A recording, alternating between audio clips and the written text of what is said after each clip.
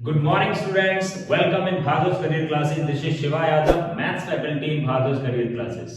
तो बच्चों आज हम लोग एक नए टॉपिक के साथ शुरुआत करने वाले दैट इज लिमिट्स, जिसका एक क्वेश्चन जे मेन 2025 के अंदर आपको देखने को मिलेगा हर एक शिफ्ट के अंदर, है ना। One of the most important and scoring, आप 4 मार्क्स गारंटी के साथ ले सकते हो, है ना। तो इसमें कुछ बेसिक चीजें हैं जो मेरे ख्याल से 70 to 80% टॉपिक को कवर करेगा इस चैप्टर को, उसके बारे में बताता हूं आपको। 2-3 चीजें आपको ध्यान में रखनी है। इनडिटरमिनेट फॉर्म्स, फिलहाल इन 3 इनडिटरमिनेट फॉर्म्स पे बेस में क्वेश्चंस लेने वाला हूं, जिसके ही ज्यादा चांसेस हैं एग्जाम में आने के। 0/0 form, infinity by infinity indeterminate form and 1 raise to power infinity, है ना। तो इसके बारे में थोड़ा सा बता देता हूं, पहले आपको थोड़ा सा थ्योरेटिकल पोर्शन कवर करा देता हूं कि लिमिट के क्वेश्चन को सॉल्व करने से पहले की जो अप्रोच रहेगी आपकी वो ये रहेगी कि आप पहले तो इनडिटरमिनेट फॉर्म पता करोगे कि कौन सी इनडिटरमिनेट फॉर्म बन रही है। 0/0 अगर बन रही है तो अपने इसके हिसाब से डील करना है, इंफिनिटी बाय इंफिनिटी है या 1 रेज़ टू पावर इंफिनिटी, है ना। तो पहले मैं आपको कुछ बेसिक चीजें बता देता हूं। यहां पे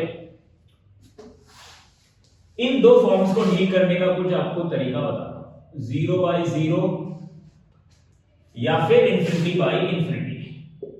अगर suppose limit x tending to a f of x upon gx, मान लेते हैं सपोज आपको इसकी लिमिट निकालनी है ना। अगर आपको इसकी लिमिट निकालनी तो पहला स्टेप आप ये पता करोगे कि जब x a की तरफ अप्रोच कर रहा है, और ये बहुत ध्यान देने वाली बात ये है that x is not exactly equal a, x is approaching to a, या तो a से थोड़ा सा बड़ा हो सकता है या फिर a से थोड़ा छोटा, but x is not exactly equal to a। So the first thing जो आपको करनी है कि आप x टेंडिंग टू a पर fx के बारे में पता करोगे। Limit x tending to a में जैसे ही fx में डालोगे तो पता चला कि भाई 0 आ रहा है सपोज, फिर आपने x tending to a gx के अंदर डाल के देखा तो ही पता चला 0 की तरफ जा रहा है, तो आप समझ जाओगे 0/0, है ना, फॉर्म बन रही है। पहले 0/0 फॉर्म के बारे में बात करते हैं, है ना। तो अपने पास एक तरीका है N orbital, that is numerator में जो भी फंक्शन लिखा है उसे डिफरेंशिएट कर दो और डिनोमिनेटर में जो भी फंक्शन लिखा है उसे डिफरेंशिएट कर दो, और यहाँ पे लिमिट तो चलती ही जाएगी। फिर जो दूसरा आपका परम कर्तव्य है दैट इज कि आपको फिर से चेक करनी है कि भाई कहीं इनडिटरमिनेट फॉर्म बन तो नहीं रही। अगर बन रही है तो अगेन दोबारा से भी आप डिफरेंशिएट कर सकते हो। 0/0 फॉर्म बन रही है, अगर नहीं बन रही तो आप डायरेक्ट जहां से वहां पे a डाल के अपना काम चला सकते हैं, है ना। ठीक, तो ये तरीका है 0/0 फॉर्म में। और कुछ ये भी चीजें ध्यान में रखनी है, when limit x tending to 0 sin x upon x, या फिर limit x tending to 0 tan x upon x, ये वैल्यू 1 होती है, क्योंकि आप जानते हो व्हेन sin के अंदर का एंगल बहुत छोटा है तो sin x को x लिखा जा सकता है ना। इसका मतलब ये है बच्चों, अगर ये चीज आप कह रहे हो इसका मतलब ये भी चीज हमेशा सच होगी। इस चीज को भी तो 1 लिखा जा सकता है ना, क्योंकि x टेंडिंग टू 0 पर ना ये सारी चीज अंदर की 0 + 0, sin के अंदर का एंगल बहुत छोटा हो जाएगा, तो आप इस चीज को ही लिख सकते हो। और अगर मैं कहूं ये प्रॉपर्टी भी आपको ध्यान रखनी है, मैं limit x tending to 0 log 1 + x log 1 + x upon x, है ना, ये भी वैल्यू 1 होती है, आप जानते हो। आइदर डिफरेंशिएट करके निकालो या फिर इसको एक्सपेंड भी कर सकते हैं हम लोग, है ना। और एक ये भी वैल्यू आपको याद रखनी है, limit x tending to 0 e raise to power x minus 1 upon x is equal to 1। ये मेरे ख्याल से कुछ स्टैंडर्ड रिजल्ट हैं जो आपको याद रखने हैं। sin x upon x and tan x upon x, when limit x tending to 0 तब जाके वर्क होता है। इसका मतलब ये नहीं है, कुछ बच्चे ये कर लेते हैं यहाँ पे कि x tending to π/4 चल रहा है, sin x अपॉन x देखा तुरंत 1 कर देते हैं, वो लोग, जो कि गलत हो जाएगा। ये चीज का ध्यान रखना है आपको, है ना, ऐसे नहीं कर सकते।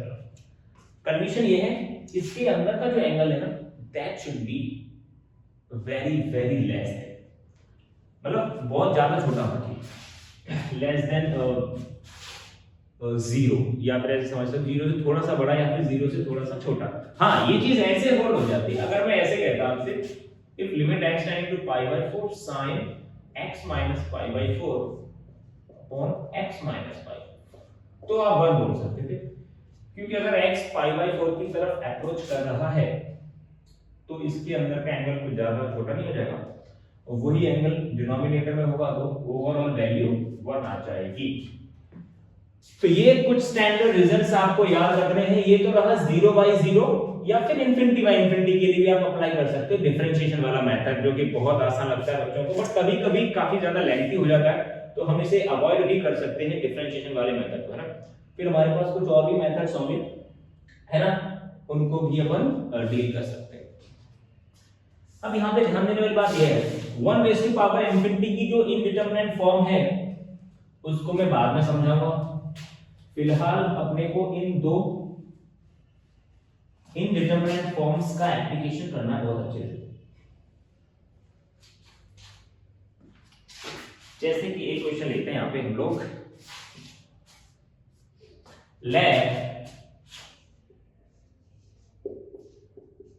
let alpha comma beta belongs to R be such that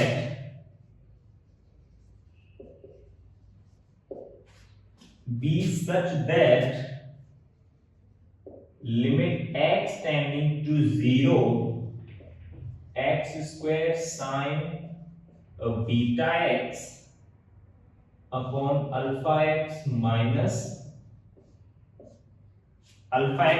sin x। इसकी वैल्यू इन्होंने दे रखा है बच्चों 1, दे भी रखा है कि इसकी लिमिटिंग वैल्यू 1 आ रही है, that we have to find. Then ये पूछ रहे हैं 6 times of alpha plus beta, और ऑप्शंस भी हैं चलो अपने पास।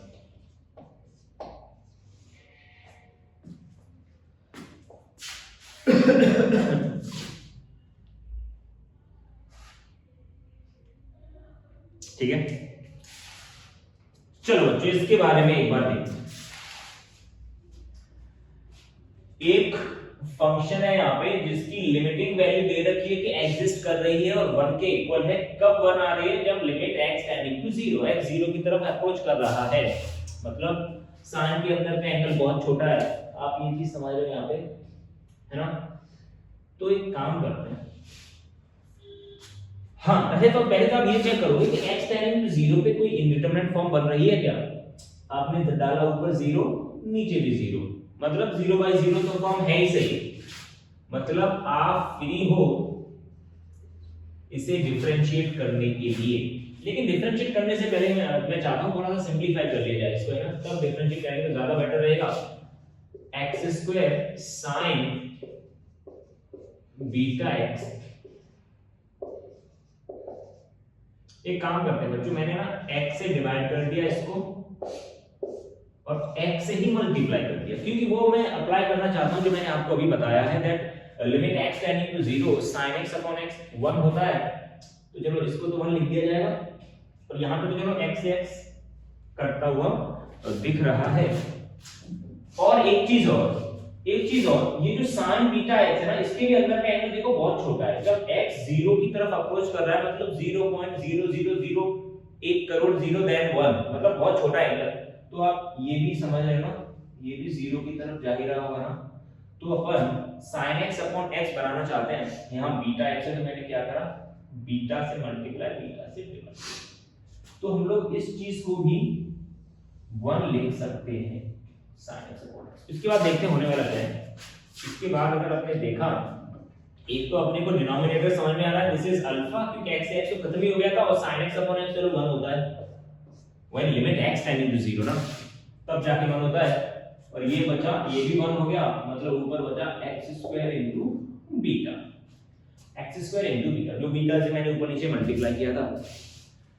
अब आप देख पाओगे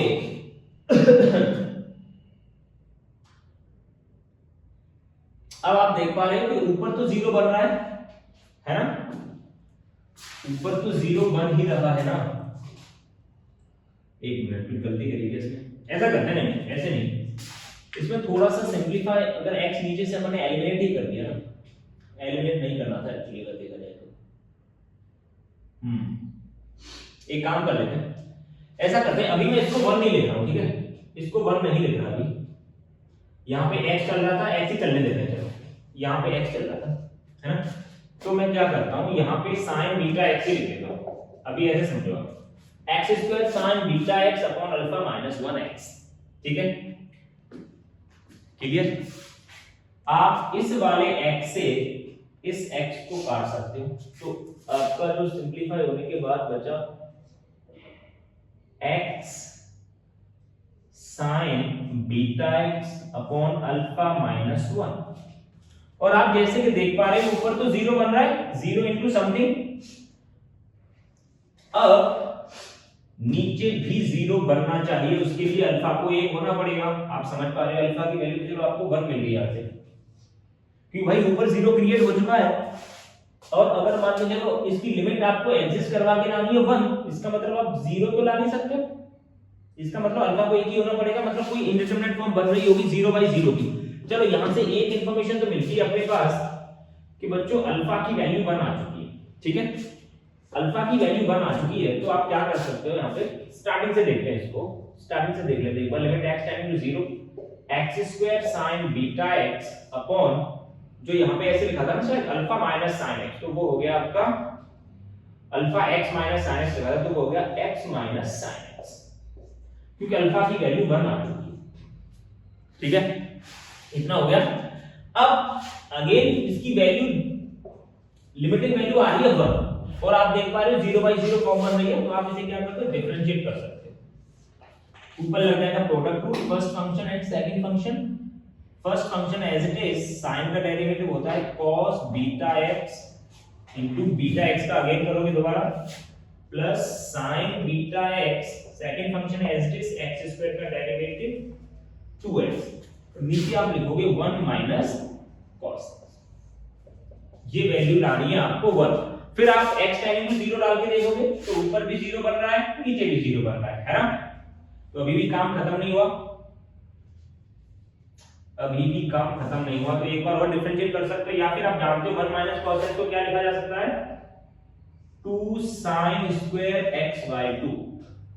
1 माइनस cos x की आइडेंटिटी आप याद रख सकते हो, हाफ एंगल फॉर्मूला होती है 2 sin square x/2।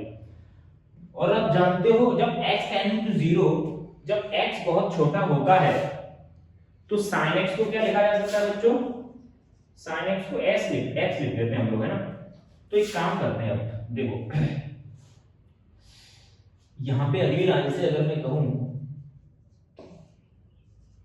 x square, तो यहां पे था ही cos बीटा x, जब x बहुत छोटा है तो cos 0 1 की तरफ जाएगा, बीटा था यहां पे, तो sin x को लिखा जा सकता है x बीटा x, है ना, into 2x upon 2 into sin x को जब x लिख रहा हूं मैं, तो sin square x/2, sin x/2 को x/2 लिख दूंगा, और उसका भी होल स्क्वायर होगा यहां पे, ऐसे कर सकते हो। चलो दिस इज इक्वल टू 1। अब देखोगे आप x स्क्वायर यहां से कॉमन लेके काट सकते हो, तो ऊपर बचेगा बीटा, जो ऊपर बचेगा उसके बारे में एक बार देख लेते हैं। ऊपर यहां से बचा बीटा प्लस 2 बीटा, और नीचे से जो x स्क्वायर था वो तो कट ही गया, बाई 4 2 पहुंचेगा ऊपर, दिस इज इक्वल टू 1। तो कहने का मतलब 6 बीटा इक्वल टू 1, मतलब बीटा की वैल्यू आ गई आपके पास 1/6, बीटा 1/6 आ चुकी है, और अल्फा इज 1, तो ओवरऑल इसका जो आंसर आप निकालोगे 6 times of 1 plus 1/6 that is 7, तो 7 विल बी द करेक्ट। ये कुछ ज्यादा ही अच्छा क्वेश्चन है ना, तो इसको ना दो पार्ट में ब्रेक कर सकते हो आप, एक तो अल्फा की वैल्यू के लिए और एक बीटा की वैल्यू के लिए, है ना। ऐसे ही कुछ मजेदार और इंटरेस्टिंग क्वेश्चन करते हैं नेक्स्ट क्लास में, जिनके जेईई मेन 25 में आने के चांसेस बहुत ज्यादा है ना।